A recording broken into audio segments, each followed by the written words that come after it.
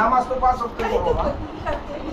নাই ওর পেঁয়াজের দাম নাই এগুলো বিশেষ করে ফসলের দাম নাই এবার সালতে মারা পড়তে হবে, চেষ্টা করতে হবে, কারণ তোমার শ্বশুর শাশুড়ি সে তাহাজ্জুদ করে আবার এইভাবে শুরু করে দেয়।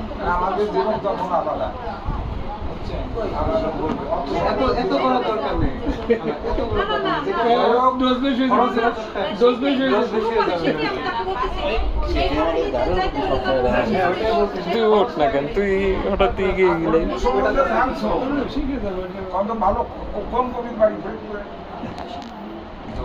এই তো আমরা পল্লী গ্রামের মানুষ তো, পল্লী কবি বাবা